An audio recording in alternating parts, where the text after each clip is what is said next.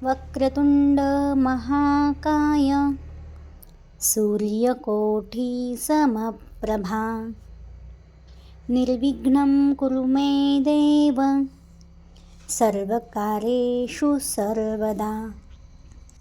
नमस्कार, मी प्रियंका आणि तुम्ही पाहताय भक्ती शक्ती ह्या यूट्यूब चॅनल.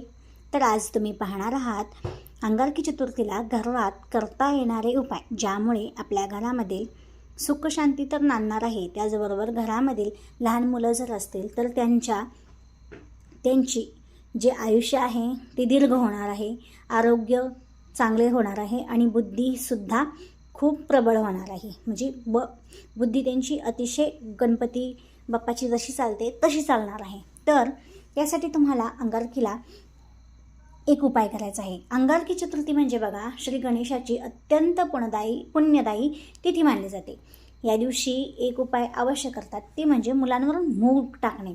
मूग टाकणे म्हणजे काय, तर दृष्ट काढणे.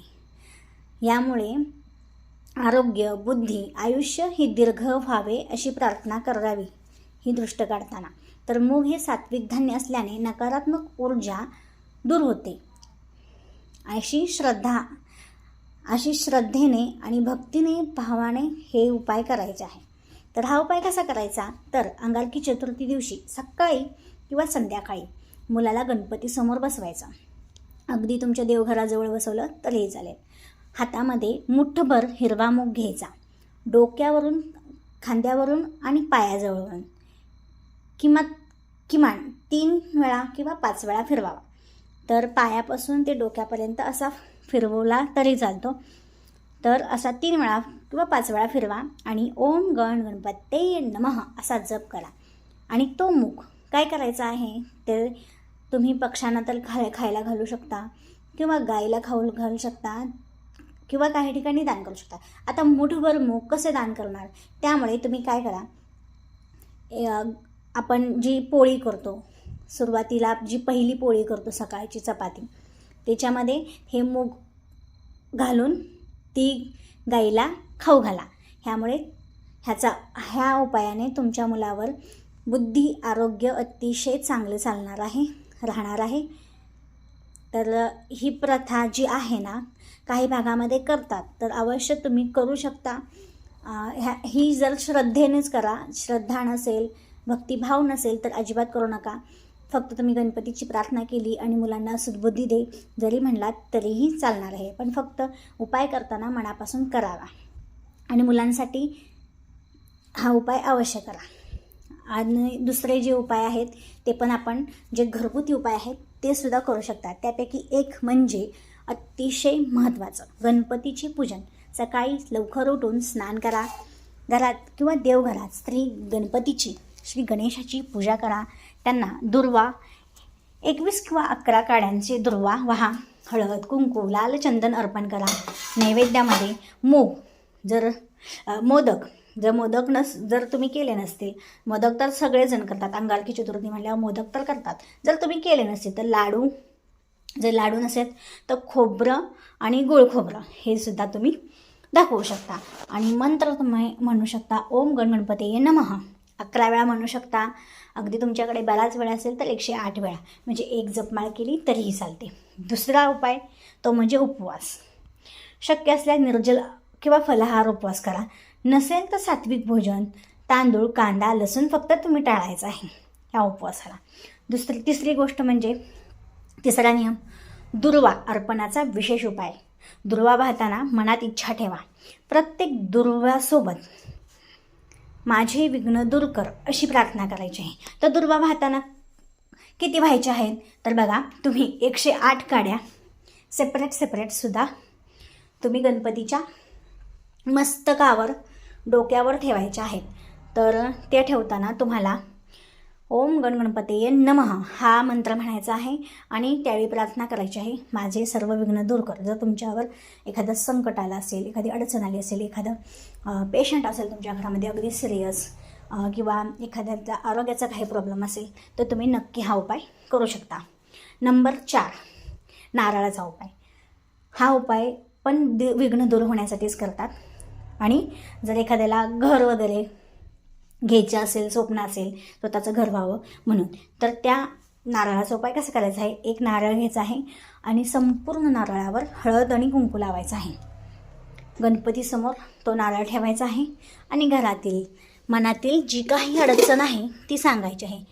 आणि तो नारळ दुसऱ्या दिवशी वाहत्या पाण्यामध्ये सोडायचा आहे आणि सोडताना ओम गणपतये नमः हा 11 वेळा मंत्र अवश्य म्हणा. जर तुमच्या हिते अवतीभोवती मोकळे पाणी नसेल, वाहते पाणी नसेल, तर तुम्ही तो नारळ देवळात सुद्धा अर्पण करू शकता. तो अर्पण करायचा आहे, वाढवायचा नाही, एवढं लक्षात असू द्या. नंबर 5, मुलांसाठी मूग फिरवण्याचा उपाय, जो मी सुरुवातीलाच सांगितला. तो मुलांना आरोग्य देतं, बुद्धी त्यांची तेज करतं. बघू शकता आता बरेच मुलं काय करतात, अभ्यास वगैरे करतात पण अभ्यासामध्ये लक्ष लागत नाही, मन लागत नाही, किंवा एखादं वाचन पठण केलं पण दुसऱ्या वेळेस तेच विचारलं तर त्यांच्या लक्षात राहत नाही. तर त्यांच्यासाठी हा उपाय करू शकता, ज्यामुळे त्यांच्या बुद्धीत वाढ होते. त्यांचं जे श्रवण करणे, लक्षात ठेवणे हे सर्व तेजीने व्हायला लागतं. तर मुलांवरून हिरवा मूग मुठभर घ्यायचा आहे, 3 किंवा 5 वेळेस फिरवायचा आहे आणि ओम गणपते नमः हा मंत्र म्हणायचा आहे. हा मूग पक्ष्यांना किंवा गाईला तुम्ही खायला घालू शकता.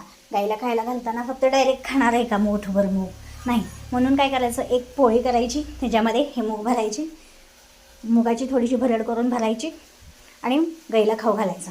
त्यामुळे गाईलासुद्धा पौष्टिकच आहे, ह्यानं काय हानिकारक नाही आहे. तर हा उपाय अवश्य करा. नंबर 6वा उपाय म्हणजे लाल फुलांचा. हा उपाय अतिशय लवकर अशी शीघ्र अशी इच्छापूर्ती होणारा उपाय आहे. 5 लाल फुलं घ्यायची, ती म्हणजे गणपती बाप्पाच्या आवडीची. कोणती, तर जास्वंदाची. ती फुले वाहताना तुम्हाला मनामध्ये तुमची इच्छा जी आहे ती एकच इच्छा ठेवायची आहे आणि गणपतीला अर्पण करायची आहे.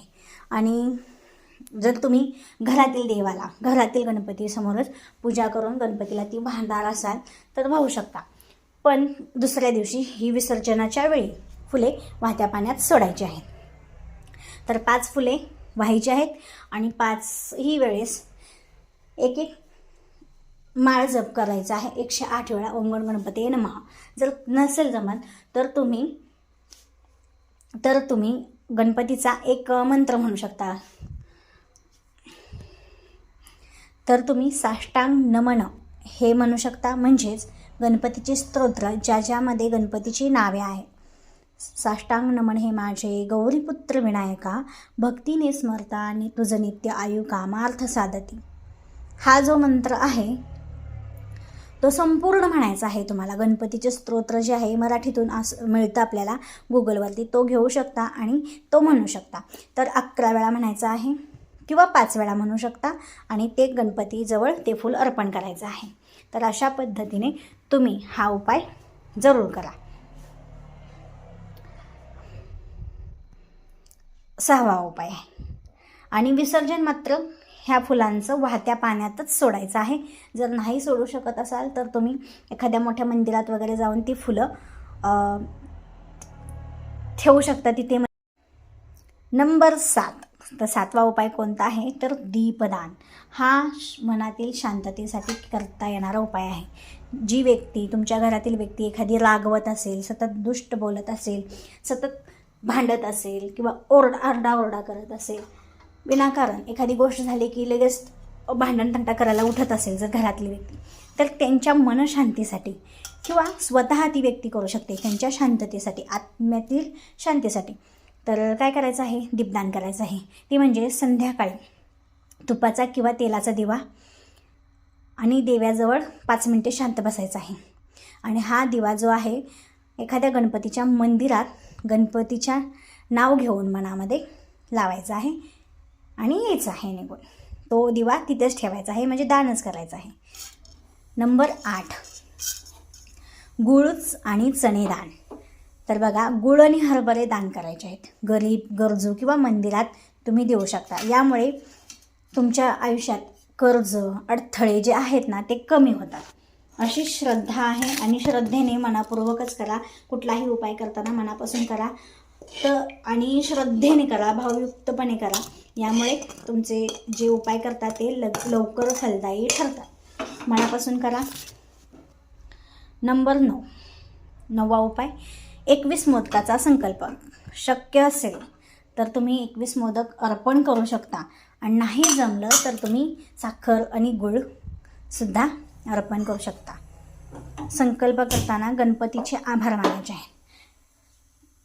नंबर 10, अंगारकी चतुर्थीचे कथा वाचन किंवा गणपतीची अथर्वशीर्ष किंवा अंगारकी चतुर्थी कथा किंवा गणपती बाप्पा नामस्मरण अवश्य करा. देवपूजा आणि मनातील भक्तिभाव हा खूप महत्त्वाचा आणि हे उपाय करताना श्रद्धेने करा, बंधन म्हणून नाही. सगळे उपाय करणे गरजेचेच नाही. एक उपाय जरी मनापासून केला तरी पुरेसा. वरील माहिती, व्हिडिओ, उपाय उपयुक्त वाटले असतील तर नक्कीच व्हिडिओला एक लाईक करा.